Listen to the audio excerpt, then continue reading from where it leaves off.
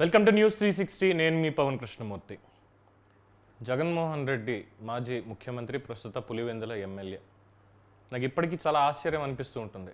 2014లో రాష్ట్రం విడిపోయిన తర్వాత 14 నుంచి 19 వరకు పాదయాత్ర చేసి, సుదీర్ఘమైనటువంటి పాదయాత్ర చేసి, ఎక్కడా కూడా స్క్రిప్ట్ అనేది లేకుండా జస్ట్ ఏదో బుల్లెట్ పాయింట్స్ అనేది పేపర్లో పెట్టుకొని అనర్గళంగా గొంతు చించుకొని, గొంతు పోయేటట్టుగా, ఉరుసుకుపోయేటట్టుగా మాట్లాడినటువంటి ఒక వక్త కనిపిస్తాడు. సరే, బ్యాక్ ఎండ్ ఏమున్నాయనేది పక్కన పెట్టేద్దాం. ప్రాంప్టర్లో చెప్పారా, ఇంకోటి చెప్పారా అనేది పక్కన పెడితే, చాలా గట్టిగా ఒక ముఖ్యమంత్రిని కొట్టి చంపాలి, కాల్చి చంపినా తప్పు లేదు అని చెప్పి ఇష్టారీతిని మాట్లాడాడు. అబద్ధాలన్నీ ప్రచారం చేశాడు. హూ కిల్ బాబాయ్ అన్నదానికి కుడి కన్ను ఎడమ కన్ను అంటే ఏవో అంతా మాట్లాడడం అయిపోయింది. 2019 నుంచి 24 వరకు కేవలం 2-3 సందర్భాలు తప్ప ఒక్కసారి కూడా మీడియా ముందుకు రాకుండా, ముఖ్యంగా కరోనా టైంలో రికార్డెడ్ లైవ్లు పెట్టి దొరికిపోయినటువంటి వ్యక్తి. ఎవరిచ్చినా ఏం చేసినా స్క్రిప్ట్ ఉంటే తప్ప చదవడం కూడా రానటువంటి వ్యక్తి. తెలుగు చదవడం కూడా రానటువంటి వ్యక్తి. ఇప్పుడు గుంటూరులో వరదలు వచ్చాయిగా మనకి. గుంటూరుకి ఆయన పెట్టిన పేరేంటో తెలుసా? గుండూరు. సో చెప్పుకుంటూ పోతే జ్ఞానగుళికలు అనేవి చాలా ఉంటాయి. ఆఖరికి ఇప్పుడు ఈ వరదల్లో కూడా శవాలేం దొరకలేదు పాపం రాజకీయం చేయడానికి, బురద రాజకీయం చేయడానికే బయటకు వచ్చాడు మొత్తానికి. పులివెందుల్లో పర్యటన చేసి ప్రజలందరూ మన వైపే ఉన్నారని భావిద్దాము అది ఇది అని మాట్లాడేసి, చివరాఖరికి వచ్చి కృష్ణలంకలో అక్కడ రీటైనింగ్ వాల్ ఏరియా ఏదైతే ఉందో దానికి సంబంధించిన చోట చాలా రాజకీయం చేసుకుంటూ మాట్లాడుతూ అక్కడ కూడా నిన్న స్క్రిప్ట్ చదివాడు. ఏంటంటే కనీసం వాగుకి వంకకి తేడా తెలియకుండా, గేట్లు అనేవి దేనికుంటాయో తేడా తెలియకుండా, ఆ జ్ఞానగుళికలు నన్ను ఒకటి చెప్తే ఏముంది, ఆ స్క్రిప్ట్ చదివినటువంటిది ఒకసారి ఇక్కడ వీడియోలో చూద్దాం మనం.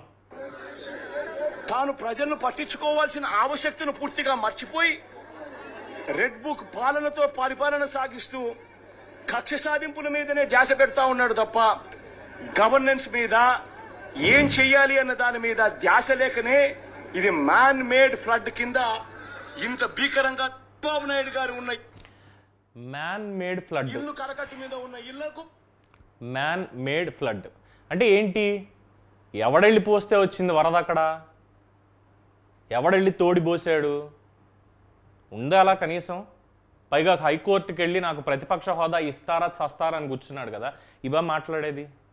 ఇంత స్క్రిప్ట్ పెట్టుకొని ఏం సాధించడానికి? రాజకీయ పార్టీ ఒకటి పెట్టి మైగా నేను ముఖ్యమంత్రిని, భారతదేశంలో నేను నంబర్ 1 అనిపించుకుంటాను, అందరిలోకెల్లా మంచి ముఖ్యమంత్రి అనిపించుకుంటాను అని చెప్పి చాలా మాట్లాడాడు.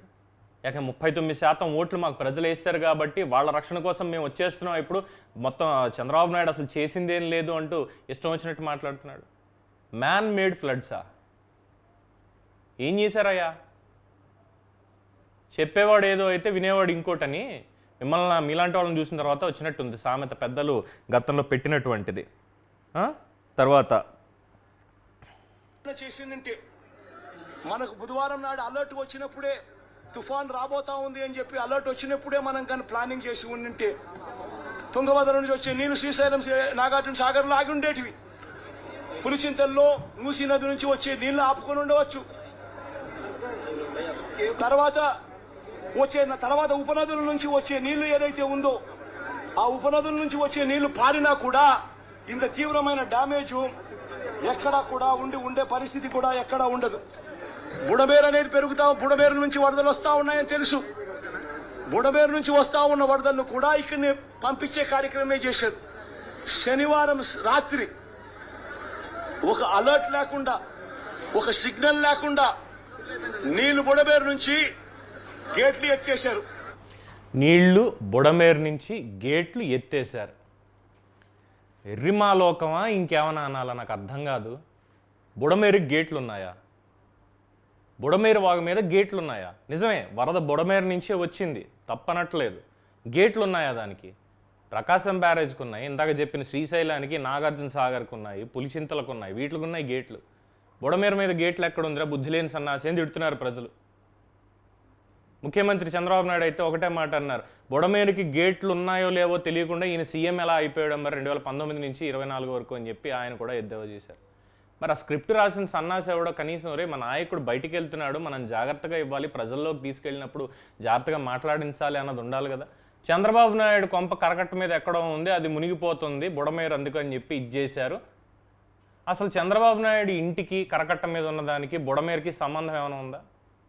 ఇదేమో కృష్ణానది ఒడ్డునుందా, విజయవాడ అవతల ఎక్కడోనేమో బుడమేరుందా? ఏం చెప్పాలి కనీసం? ఎందుకు ఈ స్క్రిప్టులు ఎందుకు రాజా నీకు?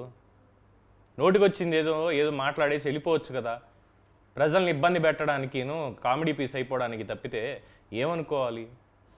ప్రజలందరూ ఇదే అంటున్నారు, మొత్తం అందరూ బుడమేరుకు కూడా తేడా తెలియని జగన్మోహన్ రెడ్డి ఇక్కడ కృష్ణలంకకు వచ్చేసి ఇవన్నీ మాట్లాడుతున్నాడా అని. మరి ఇంకేం చెప్పాలి? ఎప్పటికైనా కాస్త పక్కన ఉండేటువంటి ఆ చచ్చు సలహాదారులను ఎవరైనా ఉన్నారు కదా, స్క్రిప్ట్ రాసి ఇచ్చేటువంటి వాళ్ళని మార్చుకో. లేదంటే ఈ కాస్త రాజకీయం కూడా చేయడానికి నీకు ఆంధ్రప్రదేశ్లో ఇక స్కోప్ అనేది లేదు. సో మరి మీరేమంటారు? స్క్రిప్ట్ తప్పితే మాట్లాడడానికి రానటువంటి వ్యక్తి జగన్మోహన్ రెడ్డి అనేది పెద్ద ముద్ర పడిపోయింది. అవునా కాదా? మీ అభిప్రాయాన్ని కామెంట్స్ రూపంలో తెలియజేయండి. చూస్తూనే ఉండండి News 360. నేను మీ పవన్ కృష్ణమూర్తి.